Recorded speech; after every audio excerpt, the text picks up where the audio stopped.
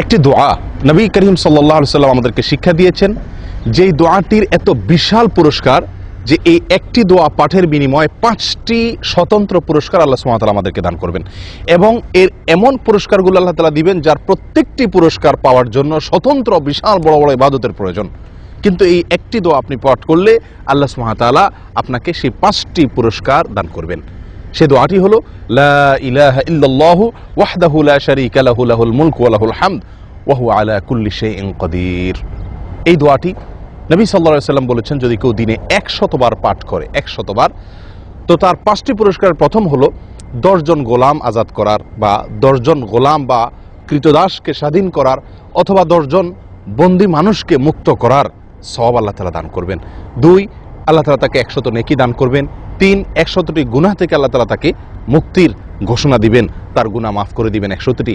4, ওই দিনের জন্য শয়তানের আক্রমণ থেকে আল্লাহ তাআলা তাকে নিরাপত্তা দান করবেন, তার জন্য সুরক্ষা হয়ে যাবে শয়তান থেকে। নাম্বার 5, ওই দিনে আল্লাহ সুবহানাহু ওয়া তাআলার কাছে এই 100 বার এই দোয়া পাঠকারীর চাইতে বেশি আমল নেওয়ার কেউ হাজির হওয়ার কোনো সুযোগ থাকবে না।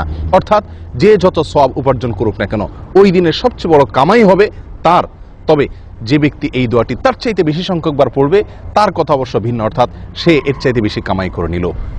দোয়াটি হলো লা ইলাহা ইল্লাল্লাহু ওয়াহদাহু লা শারীকা লাহু লাহুল মুলকু ওয়া লাহুল হামদ ওয়া হুয়া আলা কুল্লি শাইইন কাদির। হাদিসটি বুখারী মুসলিমে বর্ণিত হয়েছে।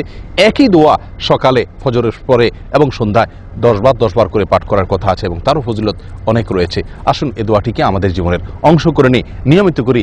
একটি সংশয় আমাদের অনেকের ভেতরে কাজ করে, আর সেটি হলো আমরা অনেক সময় অনেকেই বলি, এত সওয়াব কি হবে, লক্ষ লক্ষ হাজার হাজার যে সওয়াবের বিশাল পুরস্কারের কথা কোরআন সুন্নাহ বর্ণিত হয়েছে, আদৌ কি এত সওয়াবের প্রয়োজন আছে?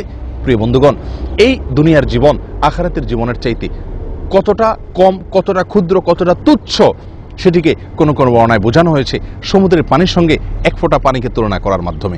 1 ফোঁটা পানি সমুদ্রের পানি থেকে উঠানোর পরে সমুদ্রের পানি এবং 1 ফোঁটার ব্যবধান যত, দুনিয়ার জীবনের সাথে আখিরাতের জীবনের ব্যবধান তত। আখিরাতের জীবনে শুরু আছে, কোনো শেষ নাই।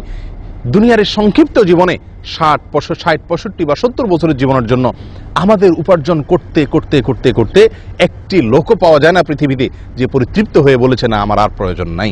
প্রিয় বন্ধুগণ, তাহলে আখিরাতের অনন্ত অসীমকালের জীবনের জন্য কত বেশি সওয়াবের প্রয়োজন, কত বেশি বিনিময় এবং সওয়াব সংগ্রহ করার প্রয়োজন।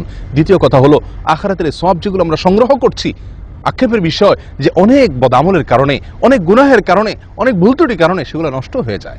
নষ্ট হওয়ারও জায়গা আছে। অতএব আপনি অধিক মনে করবেন না এগুলোকে, এবং তুষ্টিতে ভুগবেন না যে আমি তো অনেক সওয়াব করে ফেলছি, আর মনে হয় প্রয়োজন নাই। আসুন বেশি থেকে বেশি এই সমস্ত দোয়াগুলোকে আমরা পাঠ করি এবং বেশি থেকে বেশি সওয়াব সংগ্রহ করার চেষ্টা করি। 100 বার দৈনিক এই দোয়াটি পাঠ করি, 5টি পুরস্কার লাভ করি। আল্লাহ তাআলা আমাদের সকলকে তৌফিক দান করেন, সকলকে ধন্য হওয়ার তৌফিক দান করেন।